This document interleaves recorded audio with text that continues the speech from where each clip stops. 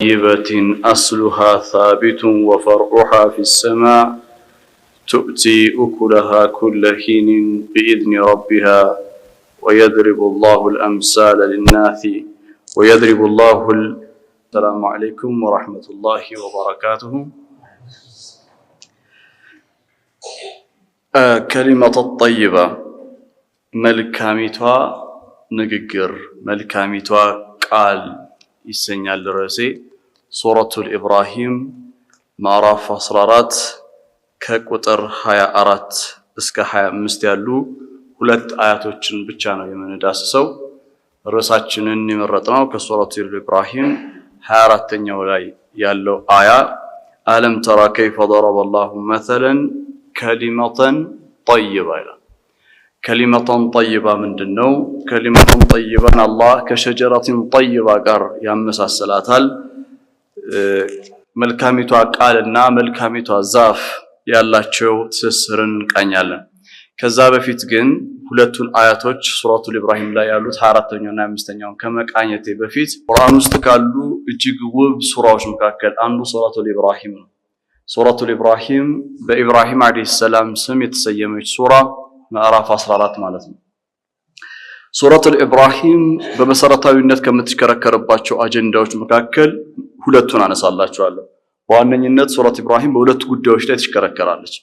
24ኛውና 25ኛውን አያት ከማብራራቴ በፊት ይህንን ማንሳት ግዴታ አስፈላጊ ስለሆነ ሁላችሁም ወደ ቤት ስትሄዱ ቢያንስ ስለ ሱረቱል ኢብራሂም ሁለት መሰረታዊ ነገሮችን ይዛችሁ እንድትሄዱ ፈልጋለሁ። የመጀመሪያው ሱረቱል ኢብራሂም من البداية تتحدث عن القرآن الكريم ሱረቱል ኢብራሂም ገና ከመጀመሪያ ከመግቢያዋ ስለ ቁርአን ታላቅነት የቁርአንን ሚና የመልእክተኛውን አለይሂ ሰላቱ ወሰለም በዚህ ቁርአን አማካኝነት የሚጫወቱትን ሚና ታወሳለች። ቢስሚላሂር ረህማኒር ረሂም አሊፍ ላም ራ ሱረቱል ኢብራሂም አሊፍ ላም ራ ብለው ከሚጀምሩ ሱራ ናት። ኪታቡን ይላል አላህ። ኪታቡን እጅግ በጣም አስደናቂ ግሩም የሆነ ከአእምሮ በላይ የሆነ መጽሐፍ ማለት ነው። ኪታቡን ድንቅ የሆነ መጽሐፍ ነው ይላል አላህ ቁርአንን ሲገልጸው። ኪታቡን አንዘልናሁ እኛ ነው ያወረድነው ይላል።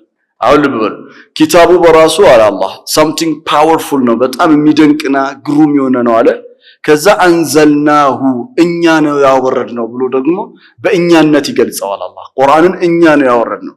እኛ አንዘልናሁ የሚለውን ስንሰማ ጀለ ጀላሉ بصفاته العظيمة በታላቅ በሆነ ስልጣን ፉል አውቶሪቴቲቭ ያለው አምላክ ሙሉ ስልጣን ያለው አምላክ እኔ ነው ያወረድኩትኝ እያለ እየተናገረ እንደሆነ እንድናስብ ነው። አንዘልናሁ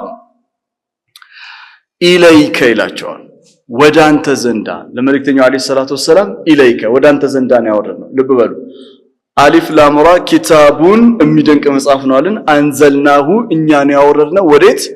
ኢለይከ ወደ አንተ ዘንዳ ያ ሙሐመድ አለይሂ ሰላቱ ወሰለም። ኢለይከ የሚለው ሐርፍ ጀር በጣም የሚገርም ነው።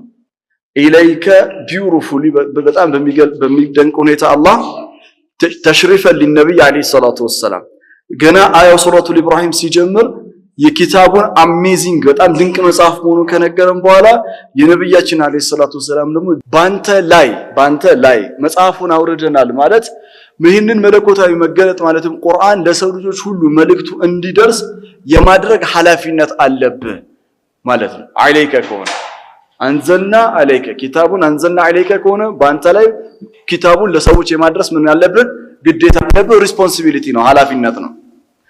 ኪታቡን አንዘልናሁ ኢለይከ ከሆነ ግን ልክ እንደ ሱረቱል ኢብራሂም ምዕራፍ 44 ማነው 14 የመጀመሪያው አያ ላይ እንደገለጸው ኢለይከ ከሆነ ግን ወዳንተ ከሆነ ግን ተሽሪፍ ለነብይ አለይሂ ሰላቱ ወሰለም ነው።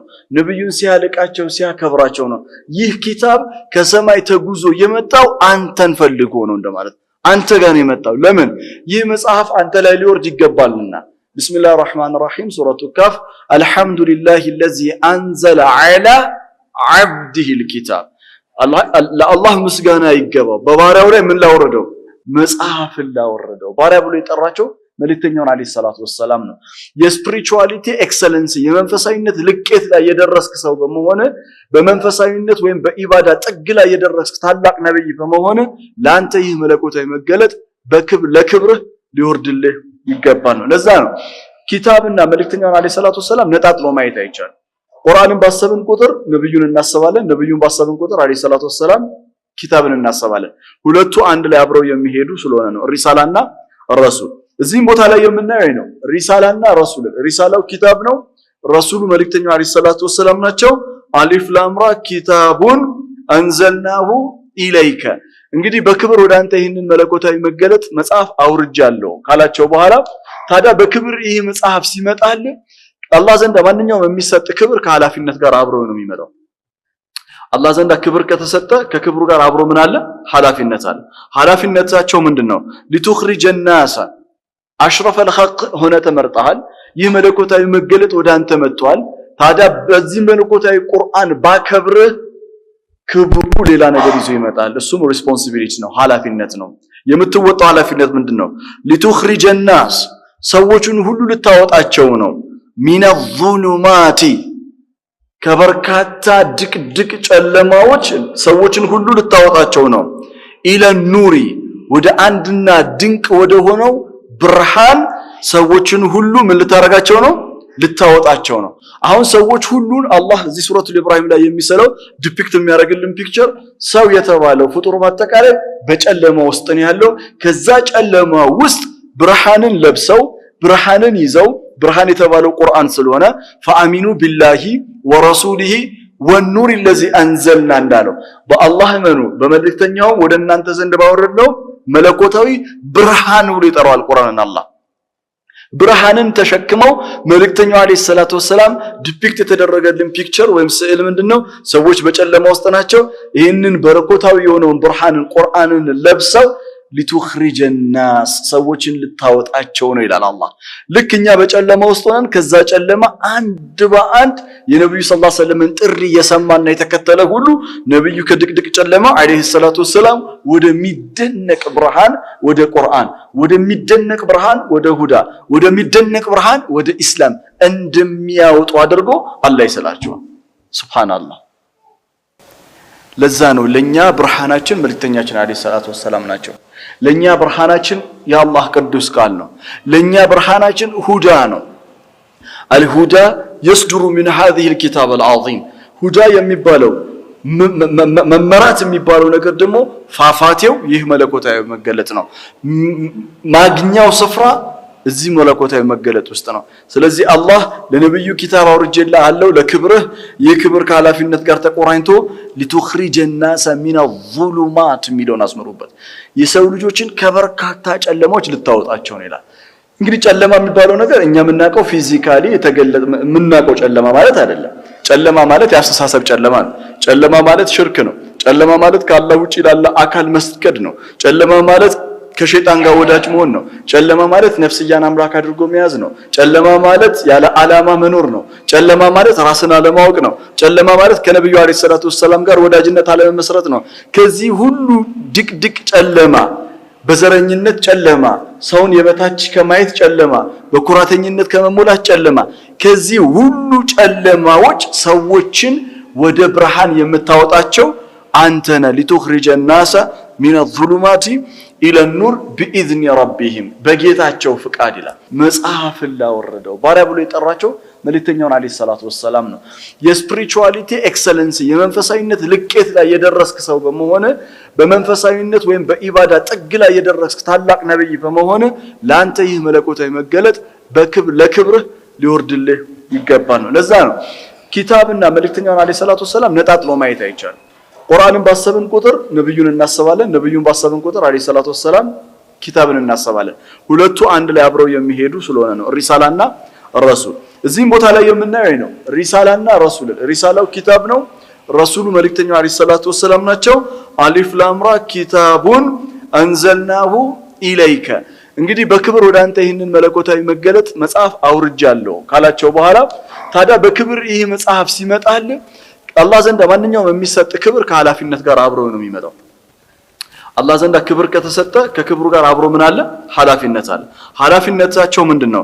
ሊቱኽሪጀ ናስ አሽረፈል ኸልቅ ሆነ ተመርጠሃል። ይህ መለኮታዊ መገለጥ ወደ አንተ መጥቷል። ታዲያ በዚህ መለኮታዊ ቁርአን ባከብርህ ክብሩ ሌላ ነገር ይዞ ይመጣል። እሱም ሪስፖንሲቢሊቲ ነው፣ ኃላፊነት ነው። የምትወጣው ኃላፊነት ምንድነው? ሊቱኽሪጀ ናስ ሰዎችን ሁሉ ልታወጣቸው ነው። ሚነ ዙሉማቲ ከበርካታ ድቅድቅ ጨለማዎች ሰዎችን ሁሉ ልታወጣቸው ነው። ኢለ ኑሪ ወደ አንድና ድንቅ ወደ ሆነው ብርሃን ሰዎችን ሁሉ ምን ልታረጋቸው ነው? ልታወጣቸው ነው። አሁን ሰዎች ሁሉን አላህ እዚህ ሱረቱል ኢብራሂም ላይ የሚሰለው ዲፒክት የሚያደርግልን ፒክቸር ሰው የተባለው ፍጡር በአጠቃላይ በጨለማ ውስጥ ነው ያለው። ከዛ ጨለማ ውስጥ ብርሃንን ለብሰው ብርሃንን ይዘው ብርሃን የተባለው ቁርአን ስለሆነ ፈአሚኑ ቢላሂ ወረሱሊሂ ወኑር الذي አንዘልና እንዳለው በአላህ እመኑ በመልእክተኛው ወደ እናንተ ዘንድ ባወረድነው መለኮታዊ ብርሃን ብሎ ይጠራዋል ቁርአንን። አላህ ብርሃንን ተሸክመው መልእክተኛው አለይሂ ሰላቱ ወሰለም ዲፒክት የተደረገልን ፒክቸር ወይም ስዕል ምንድነው? ሰዎች በጨለማ ውስጥ ናቸው። ይህንን በረኮታዊ የሆነውን ብርሃንን ቁርአንን ለብሰው ሊቱኽሪጀ الناس ሰዎችን ልታወጣቸው ነው ይላል አላህ።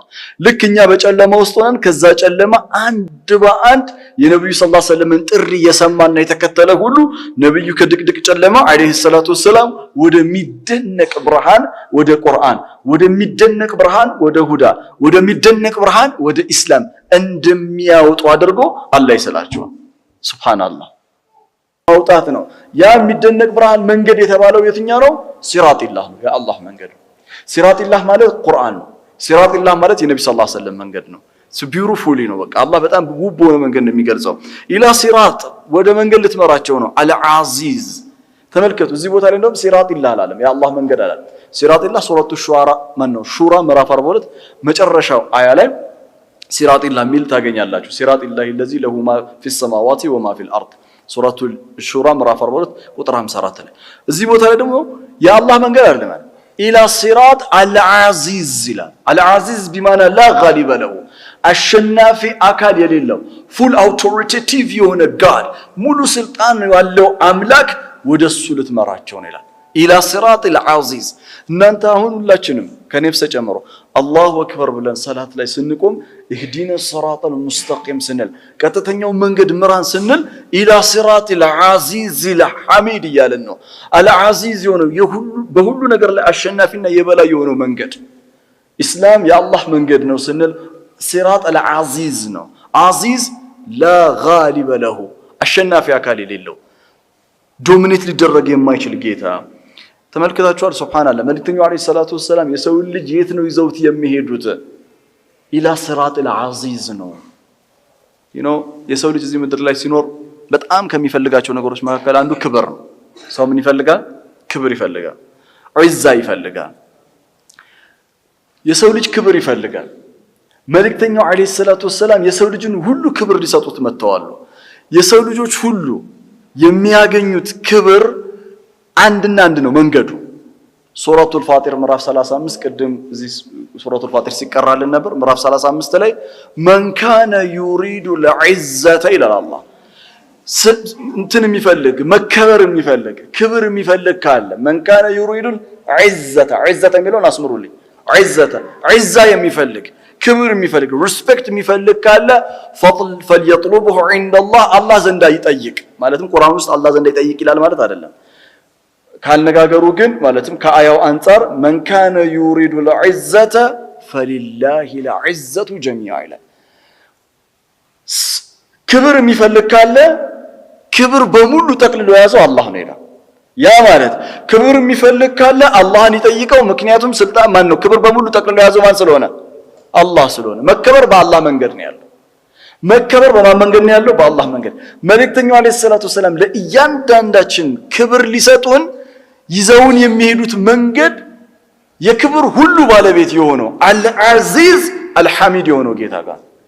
ስለዚህ ኢላ ሲራጢል አዚዝ አዚዝ ወደ ሆነው ጌታ መንገድ ትመራቸዋለህ። ማለትም አሸናፊ አካል የሌለው ጌታ ወደሱ ትመራቸዋለህ ማለት ብቻ ሳይሆን ክብር የሚያገኙበት ክብርን በሙሉ በእጁ የሆነው ጌታ ፈሊላሂ ለዒዘቱ ጀሚዓ ክብር የተባለ በሙሉ አላህ ዘንድ ነው ያለው። ያንን ክብር የምትሰጥ